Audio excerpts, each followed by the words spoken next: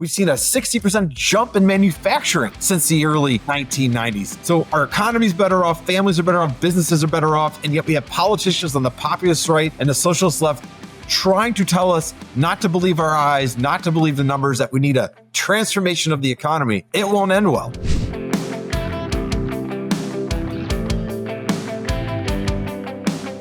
Hello, welcome again to another episode in the Let People Prosper show. My name is Dr. Vance Ginn. I hope you're having a prosperous day. Well, today I'm delighted to bring on a guest who knows a lot about trade. He knows a lot about budgeting. And I mean, he's just a great guy overall. And it's none other than Joel Griffith. Joel, welcome to the Let People Prosper show. Hey, great to be on here with you, Vance.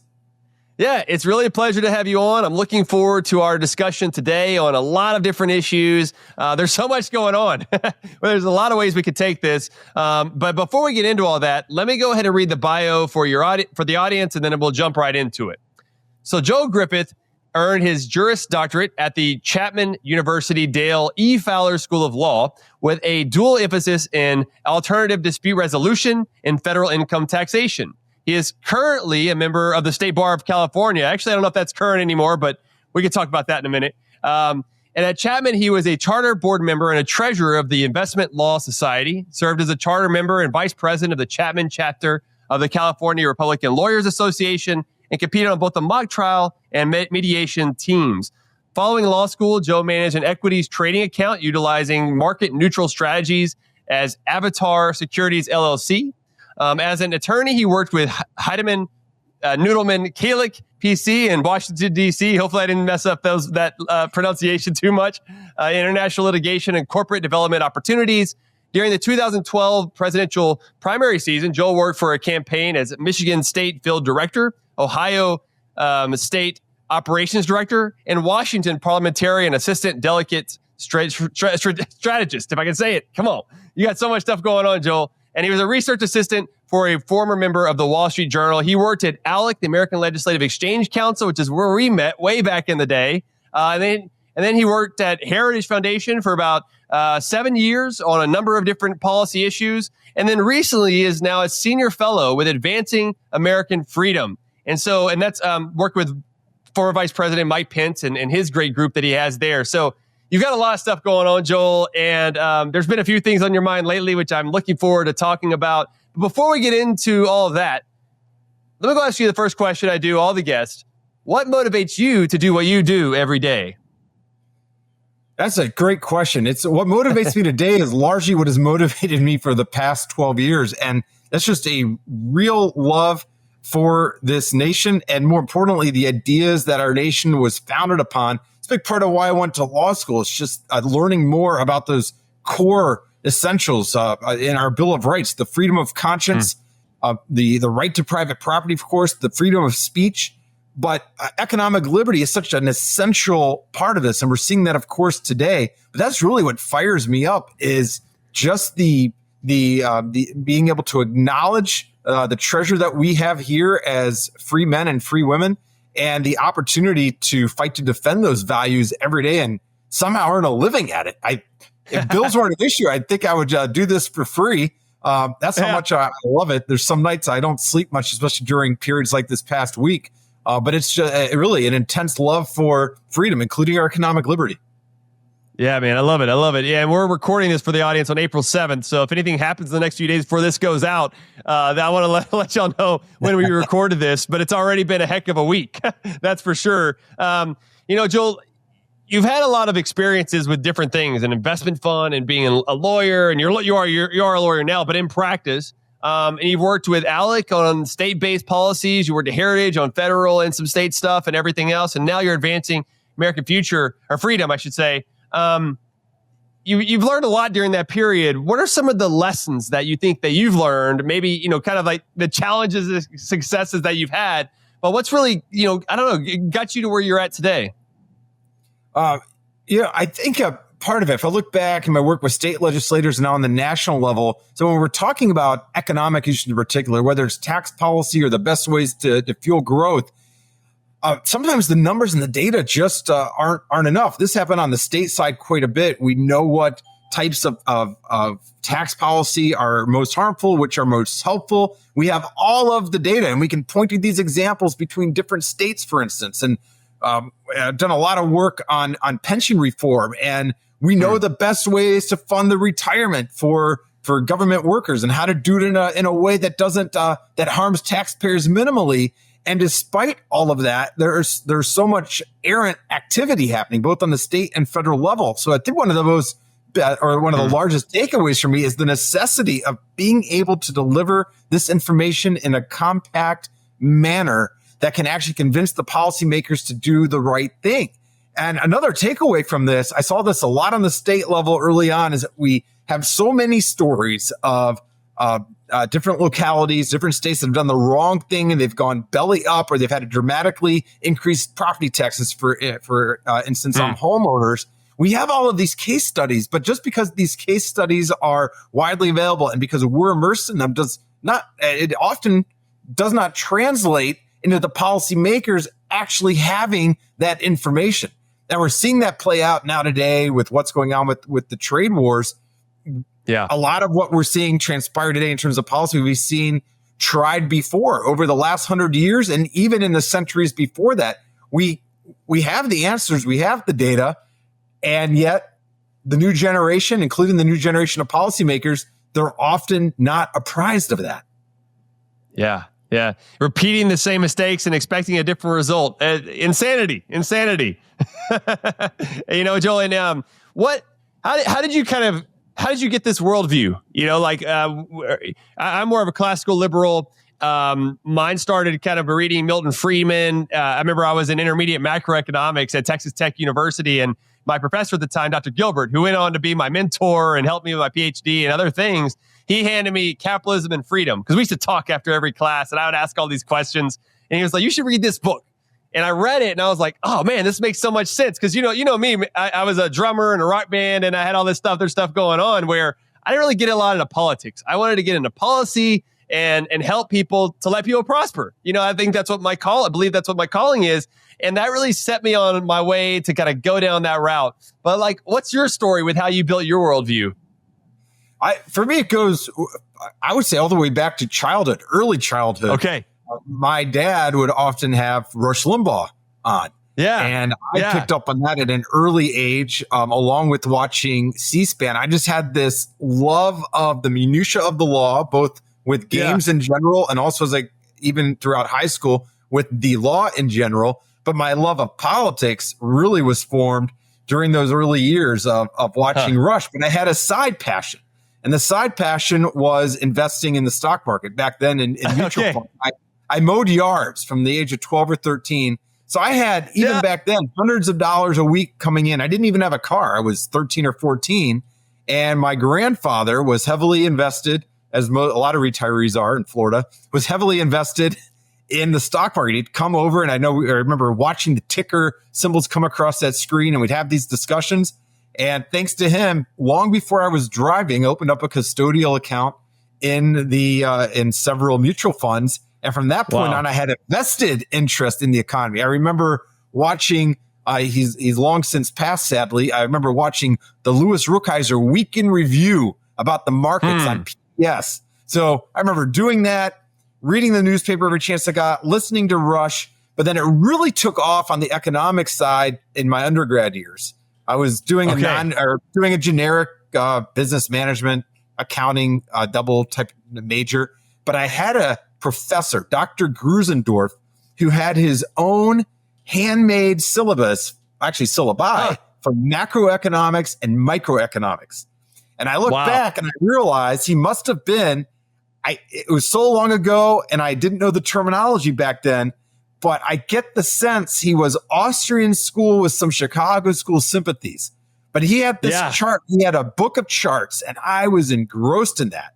And I love it. It became my favorite course, one of them, but possibly my favorite course in undergrad. But it lit my spirit on fire for economics. And then that carried on through law school, and I developed a strong sense of what it means to have the rule of law, constitutional limited government. And as fast forward to today, I'm just very thankful that I found a way to to engage both the desire to have rule of law, limited government, constitutional values, and to fight for that alongside economic freedom. And not to go down a rabbit trail, but on the economic freedom side, as a core part of our liberty, I'm not an objectivist, I'm not a Randian, but I got turned on to quite a few Ayn Rand books right around my undergrad years, towards the tail end, right after, and reading some of her fiction, as much as some people make fun of it. For me, reading Atlas Shrugged and The Fountainhead, those two works of fiction really helped me put some real world contours on this. Well, I know it's fiction, but it helped me put some context, some contours on some of these economic theories. Yeah, no, I think that's great. And a lot of my understanding now of economics is built on a lot of the Austrian school of economics with Levitt Mises, Hayek, and so forth, Menger, a whole bunch of others. And I kind of piece it together now with my economic sort of thinking. I consider myself a free market economist because I don't really want to be in one school of economics, but it definitely is a combination of Chicago school and then Austrian school. Public choice economics is really big on me, and new institutional economics like Douglas North and some of the other guys that like that. I think it's good to like piece some of these things together. And then for you, like building in that law part, I mean, that's so important because, as you know, private property rights, if we don't have that, then we've lost the game really in capitalism and having more prosperity, because then the government's just going to take more of our stuff. And then we're left with nothing. We're left with more poverty. And they don't understand how these things don't go together. And to your point, though, Joel, like economic freedom is so important. It's one of the reasons why I've had on folks like Dean Stansel, but Bob Lawson and others talking about economic freedom indices that are out there. And there's a lot of good ones that are out there. But every one of them shows that when you have more economic freedom, you get more prosperity. You get longer life expectancy. You get all these other gains, not just material things. And, you know, Joel, one of the things that I talk about a lot, and you and I think have talked about this, where prosperity in my mind, like let people prosper, isn't just material things. Yes, that's a part of it. But it's also the prosperity to have free speech, freedom of religion, all the things that are like that allow us to then go on and do what we want to do as people and hopefully have a virtuous society and everything else. One of the concerns I have, though, Joel, is that it seems like some people want the government to put in those morals. They want the government to come in and step in. And look, I'm not an anarchist. I believe that there are roles for government. They should be very limited. But I get kind of concerned whenever we start thinking that government, like politicians and bureaucrats, should be forcing us in a certain direction compared to others. What do you think about that? No, it's certainly when we think about this concept of limited government, number one, the primary role of government is to defend, to protect our natural rights, the freedom of conscience, the right to acquire private property, the right to have a family, to speak freely. And our Bill of Rights is there to ensure that our government does not infringe on those rights. And when we're looking at what is the proper role of government in providing our needs, it's very limited. It's specified in the Constitution in limited ways, such as doing things that we can't do ourselves individually, such as defend our borders from a hostile invasion. We can't do that one-on-one. We have, through our Constitution, delegated that responsibility to the federal government. If we look at international relations in general, that's not something that you or I or city council can do on its own. Right. But the Constitution very clearly specifies, well, that's a role for the federal government. Even things such as the Postal Service, despite all its problems, that's a role that our founders said, look, that's something that's left to the national government. But all of these other decisions, particularly when it relates to economics, these are decisions that we as individuals can indeed and should make on our own. And it's because historically our federal government has had I would say, very limited role in the direction of our economic development. It's allowed us to become more prosperous. And we benefited materially from that. But I think at the core of this is the ability to act for ourselves, even in a complex marketplace. All of the pricing, all the production, that is done through all of us collectively voting through our own purchases and our own investments, deciding the direction that we want this economy to go in. So at its core, economic liberty is essential to human freedom. Yeah, no, certainly. Well put. How do you think that connected with your investments and everything back in the day? Like, do you see how that helped shape you from an early age to get to this point now where you're like, man, private property rights. If I don't own these stocks, who is? Well, I remember one of the, when I first started tracking those investments as a teenager, the first day that I earned $100 in the market from the mutual fund, that just, a light bulb really went off at that point. just to think that even a teenager can go ahead and put money from my own literal sweat into a market diversified into hundreds of multinational companies and actually start earning dividends and see capital appreciation. That was beautiful. And then when you think about the joys of compound interest, if you invest $5,000 a year for 40 years, you are very likely to retire a millionaire if our system is allowed to run freely. This is something that's unparalleled in the history of humankind. If you go back several hundred years ago, when we first started having chartered corporations, this was a huge moment in human history where the well-connected had the opportunity to go ahead and get involved in all these capital enterprises and limit their risk to just their investment.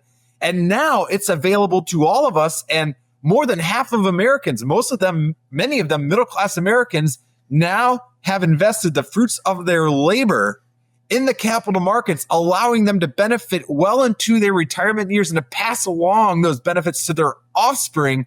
This is something that is a development of human liberty that we've seen expand over the last 200 years. Yeah.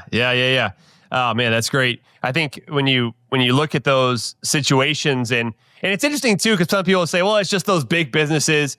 But if you look at over time, just even over the last 100 years, the same businesses that are in the top 5 or top 10 are not there anymore. They shift around over time as the economy is dynamic. And that's one of the beauties about free market capitalism over any other system is the system of profit and loss.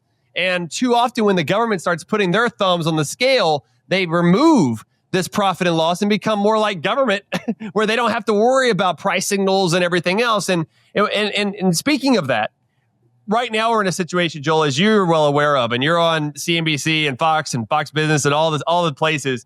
We've got a situation where, if I was to lay it out the way that some people see it, is that we have a hollowing out of the Rust Belt of the Midwest really over time, and how this was contributed to by China and trade and other things that have happened over time of the last couple of decades in particular, that it really has been the system taking advantage of us and politicians getting into too many trade deals and creating a situation where they're taxing us more in their view with tariffs. And so we should push back, that we've been weak. The President Trump recently posted on Truth Social about that the view of trade benefiting people is just a weak view that we've been taken advantage of for all these years.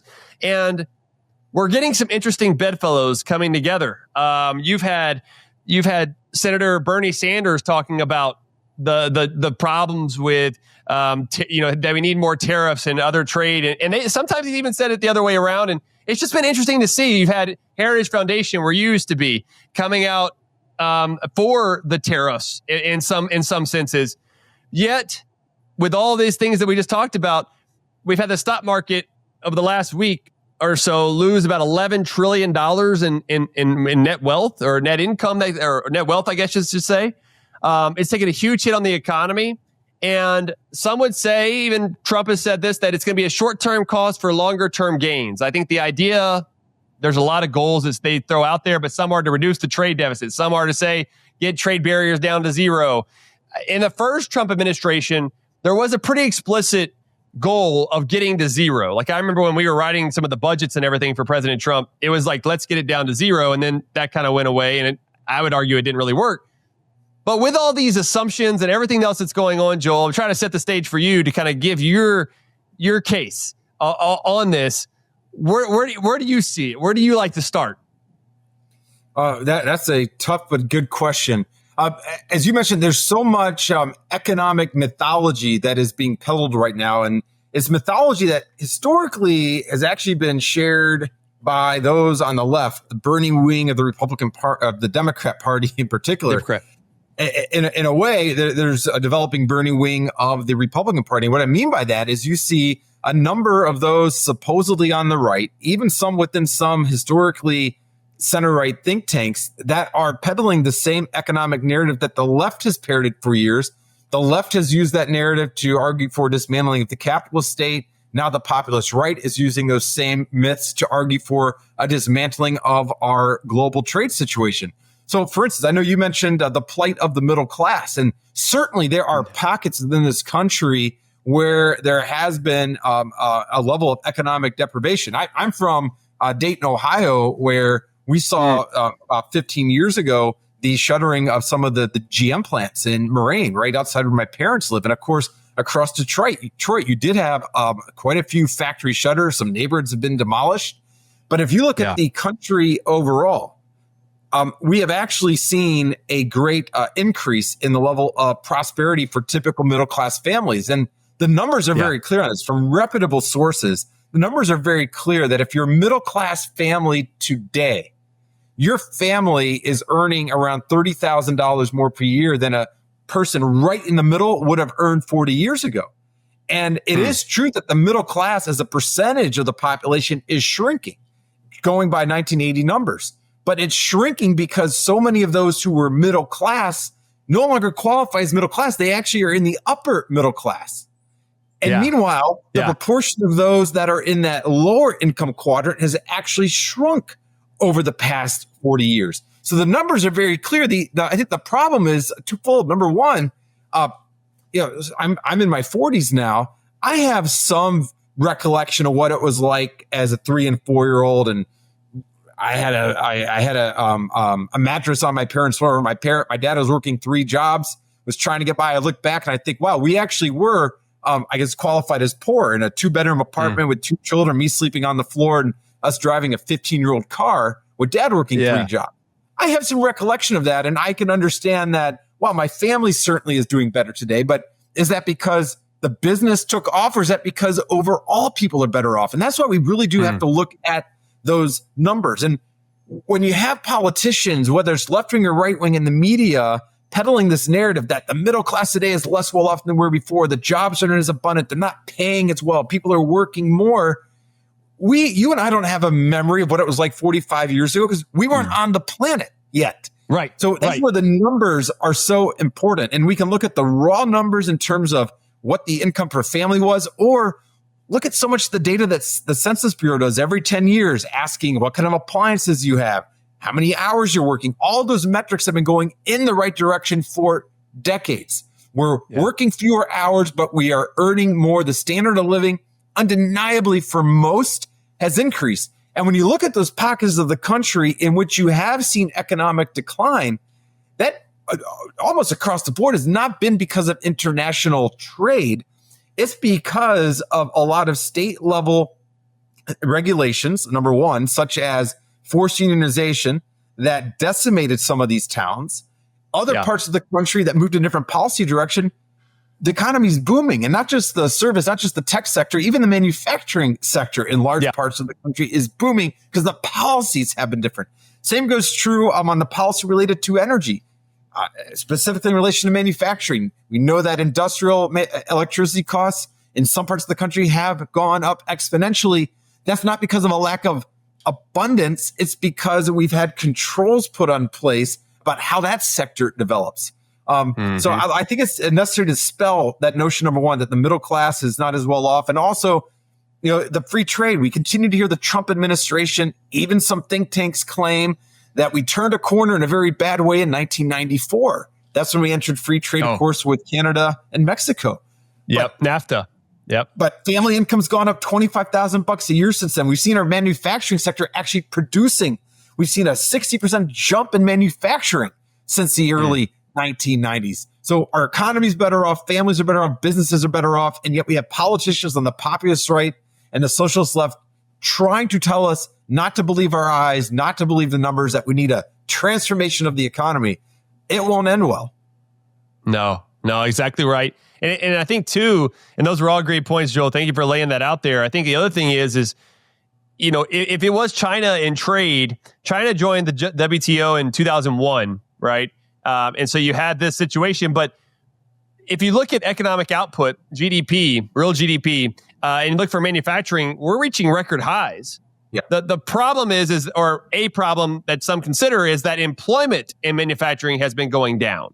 And that's really since the 1950s and 1960s. So how is it that China, after WTO in 2001 and other trade policies since then, in this period of libertarianism, as some consider it to be, market fundamentalists and everything else, how is it that in the 50s and 60s this started going down? Oh, wait, maybe it was automation and innovation that was taking place. And then I think all the stuff that you just mentioned with state high taxes, high regulations, high spending, you can only do that for so long and it's going to fail. Because why? That's socialism. I mean, a lot of these policies are big government policies that were already leading to this. And this has been my big issue here, Joel, is that it seems like to me, people often will point out market failures, whether they're real or not, but not consider government failures. And to me, the government failure will always be worse because it's not based on any profits and losses. And so as the employment in manufacturing went down, it was because they were being more productive is what it's telling us, because output kept going up. And so there was too costly for the employment. So they moved to capital. They moved to innovation. And a lot of those individuals found jobs elsewhere. Some of them didn't. And maybe that was on them. Maybe that was because of bad policies in certain areas. But now as we are trying to reset, I think some are calling it the Great Reset or something like that. And now, what is this going to lead us to? I mean, basically, we're trying to force manufacturing. And one thing I wanted to say here is, do we have, I mentioned this recently at a Philadelphia Society meeting where we both were, do we have like an infatuation with manufacturing? I don't understand why it is that we have to just have one sector we want to prop up. Maybe people don't want to work in that sector anymore. Maybe they want to go somewhere else. And then if we push them all back into another manufacturing warehouse, are we not different than communists that put people into sweatshops and everything else? I know it's a lot to put on you, Joel, but I want to get some of your reaction as we're thinking through. I think many people share these concerns that the president and others are putting forward.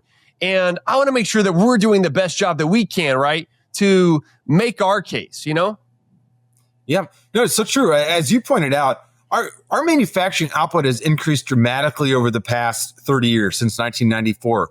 We're doing that with fewer people, far fewer people. We're basically producing more with fewer inputs, which has largely meant more affordable living for Americans. The cost of a lot of goods has gone down over time, not just because of importing more affordable goods from overseas, but because our production costs have gone down. But it's not as if those who are employed in those sectors have disappeared out of the labor force. I know the talking point right now coming out of the Trump administration is that it's been such a difficult time for native-born Americans that the numbers of those employees has stagnated. Well, if you look at the actual numbers, the actual data, you find something very interesting.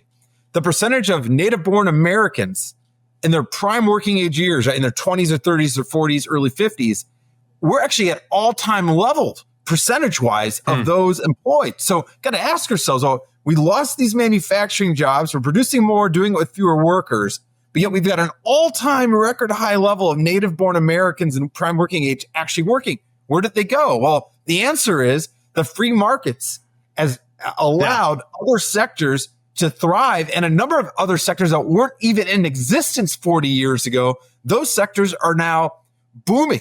And the people that they're employing are earning sometimes a multiple of what a typical person was earning on a factory floor just 2 generations ago. And that's why the data in terms of real family income continues to hit all-time highs, even with fewer people working in manufacturing. It's because our economy has diversified into other sectors that actually pay more.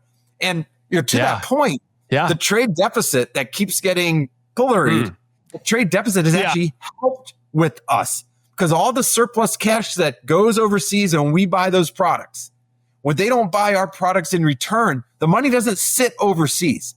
The money comes back here. We've had trillions of dollars of money flow back to us from other countries that went their way because of us buying their goods. It's flowed back into our country, investing in a number of those sectors that are employing millions of Americans at a far higher income level than what they would have earned in the manufacturing sector. Yeah. Oh man. Yeah. Great points.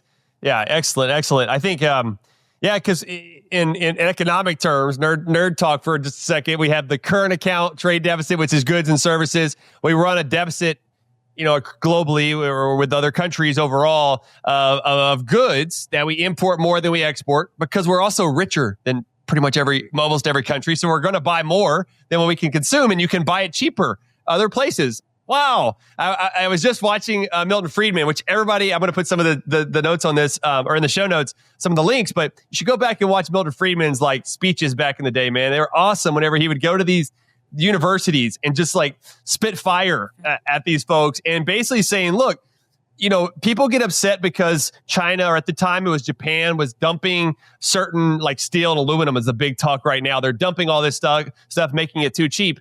And he's like, well, isn't that good? If it's cheap, consumers get things cheaper.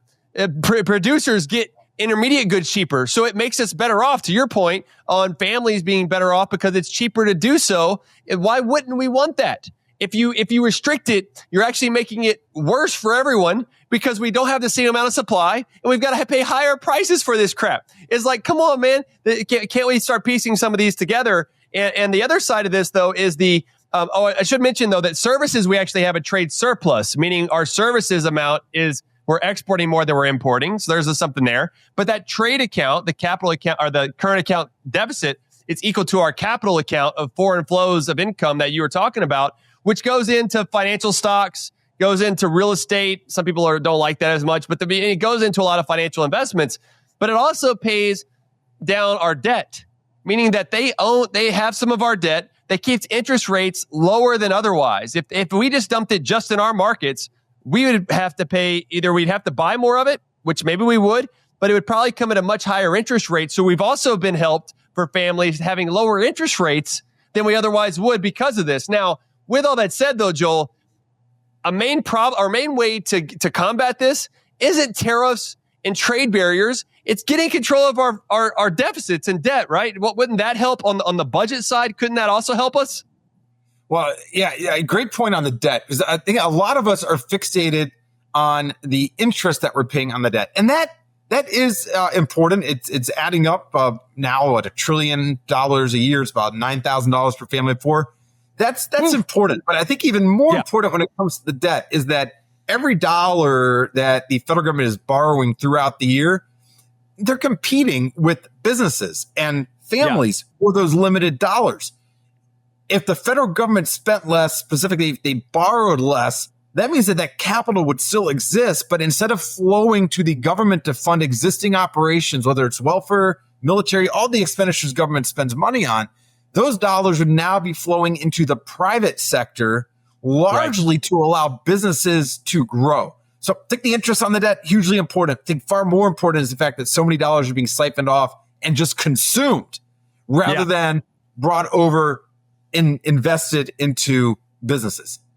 Yeah, no, that's exactly right. And we're being crowded out, and people are saying, well, yeah, but we got to have welfare. We got to have Social Security. Well, not really. If we had a more free market system and we didn't have all this debt and deficits that are crowding out the productive private sector, look how much more money we'd have to go to help out churches and synagogues and others that we could donate to help people compared to the administrative costs and the bureaucracy that are in government. I mean, I think a lot more money would go to the people we were trying to help compared to the infrastructure and the bureaucracy. Do you think that could help us?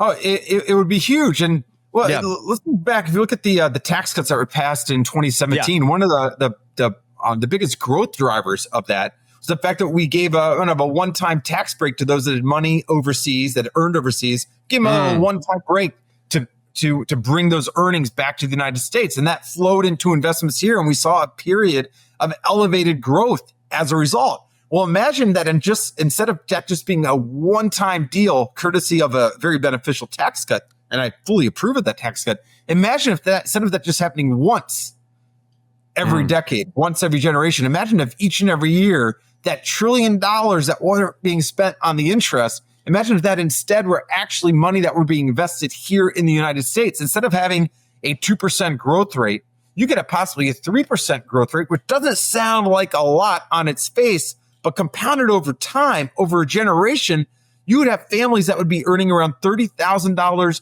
more per year relative to what they're going to be earning now, given this enormous debt load of our government. Yeah. And I know that you and I have also been in favor of, spending limits, kind of like the Colorado's Tabor. Is that something you're still interested in? I mean, do you think that could also help us if we were focused more on the spending side of things?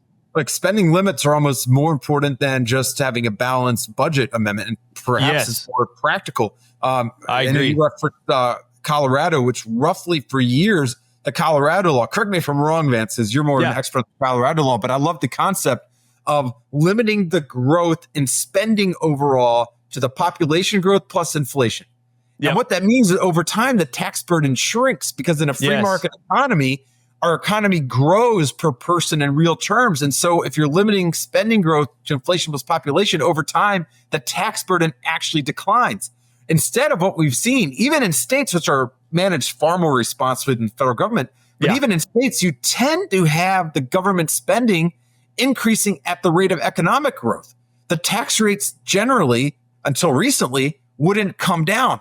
If you would limit the growth to population plus inflation, you would resolve over time our entire federal budget impasse. If you look back over the last 30 years, you roughly see the spending increasing on a federal level at more than 2 times the overall clip of population plus inflation. Just look at the federal government. We hear so much right now about the benefits of Doge. All for Doge. Right. The problem is it hasn't resulted yet in real cuts. What we've actually seen is spending this year so far under President Trump is rising at an 8% clip relative to Joe Biden. Well, let's use that simple formula right now. Inflation has been roughly 3% over the past year. Population growth, roughly 1%. Yeah. Even right now, under an all-Republican Congress, Republican president, and all the noise over Doge, our federal spending is growing at a clip twice the rate of growth in inflation plus population. Wow. And then we wonder why we have all these problems going on and everything else. And you're right. I work a lot with different groups on sustainable budgeting. And that's a big part of this is having it to where states and the federal government grow them more than population growth plus inflation as a maximum. It's not a target, but it's a maximum. And there are only 4 states that have been within the last decade that have been under population growth plus inflation. And it's Alaska, Colorado, North Dakota, and Wyoming. So 3 of those are pretty small states, at least in population terms. But Colorado, even as it's went from red to purple to blue, it's been able to keep it in line. That's why I think it's so important for more states to do this. Now, there are some other states, that's for the total budget, like all funds, federal and state, they've kept it under. There are 6 other states that have kept it just state funds underneath it, like Louisiana and a couple of others. But that federal portion just continues to grow so fast.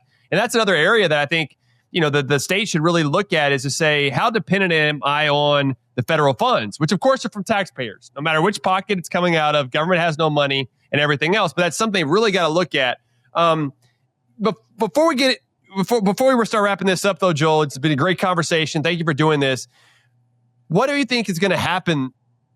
And I know it's difficult because there's so many moving parts right now with the tariffs and everything else. I mean, it seems like best case scenario that you put all these tariffs reciprocal. They're not really reciprocal, but let's just call them that for right now. This 10% baseline, and then you have higher ones on some other countries, is that maybe all of them somehow would go down in their tariffs, maybe to 0 or something lower. And then Trump decides to bring it down to match that, hopefully to 0 as well. I don't know how long that will take or anything else, but there's also the situation where some states or countries are already saying, we're going to go up higher. We're going to match you to where you're at now and go up even higher than that. And now you get trade wars going on, which would mean much longer. And one more addition to this, Joel, is that they're suggesting that this may bring in $600 billion a year in tax collections from Americans. And so they're going to be budgeting that in now to their spending and possibly even trying to use that to be a quote unquote pay for the Tax Cuts and Jobs Act extension. So how would it not be temporary? It would have to be permanent. So with all that stuff going on, kind of what are you thinking with this? You brought up a lot in one question. I know. I know, so man.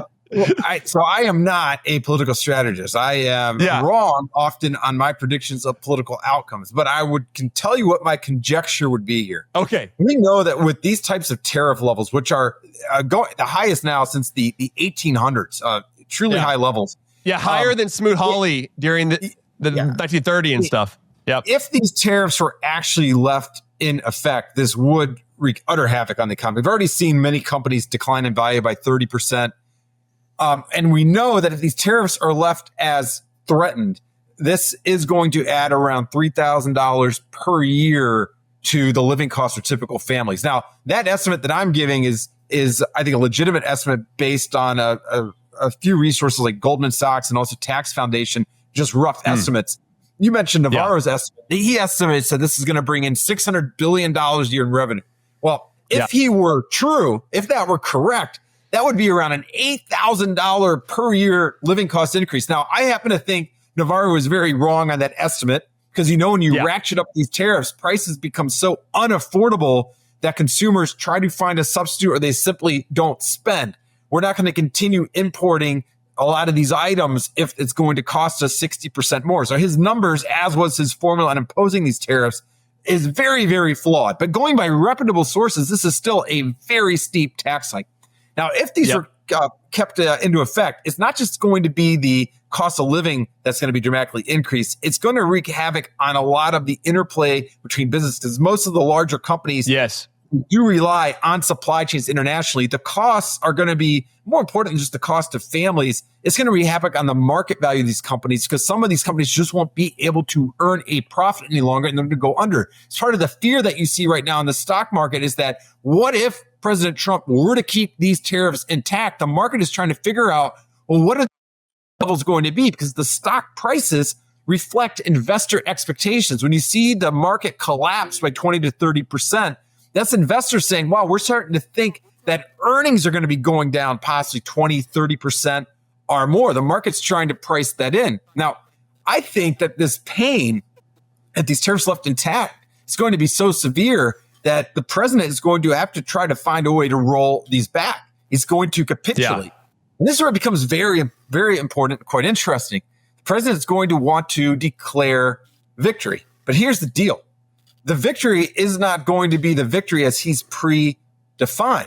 And that's because of the misnomers that the administration's run with. Number one, we have the argument that, we're just levying reciprocal tariffs on our trading partners. But we know the data very clearly show that the tariffs that we have been levying in other nations, even before these tariffs, the tariffs we were levying were actually higher overall than the tariffs that they were levying on us. And to our good friends at the Heritage Foundation, who are also just continuing with this mantra that, we need to have the trade war focus on reciprocal tariffs. Well, according to the Heritage Foundation itself, there are 68 other nations that have tariff and non-tariff trade barriers that are higher than the United States. So if reciprocity were the issue, that would involve us actually lowering our overall tariff rates, which of course we're not going to do.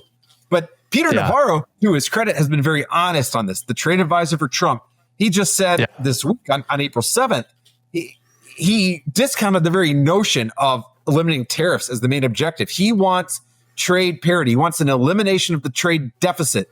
And as we discussed, the trade deficit has actually been of immense help to our country by holding down interest rates and inducing growth. And that's not going to disappear just from these tariffs, because when we put in place these tariffs, our export market gets slammed as well, especially when they level reciprocal tariffs on us. So Trump is not going to be accomplishing the objective because we know from past experience, we're not going to have job increases. Our tariffs are already higher than they were on other countries. We imposed a 10% tariff on Singapore. Singapore has a policy of 0% across the board. We imposed a 17% tariff on Israel.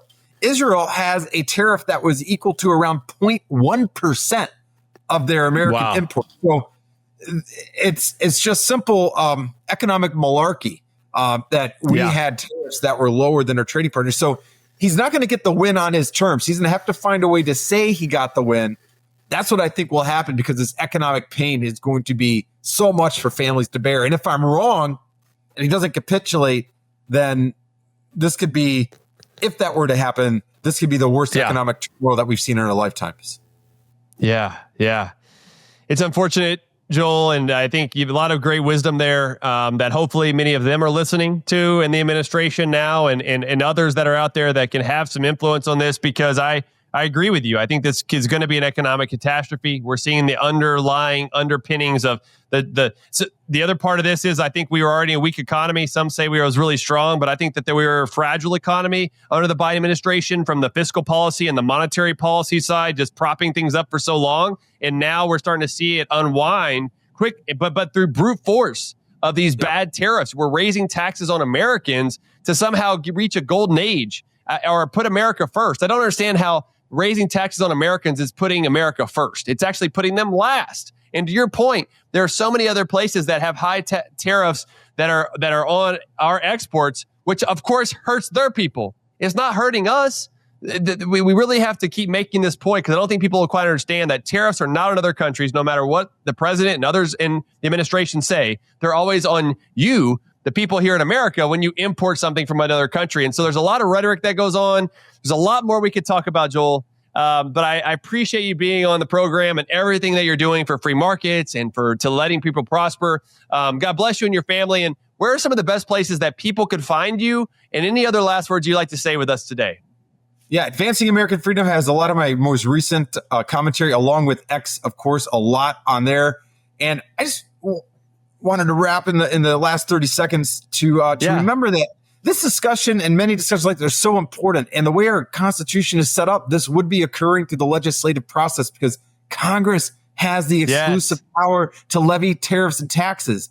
The president has unconstitutionally imposed the tax. Like, he does not have the power, any power over tariffs that he arguably does have.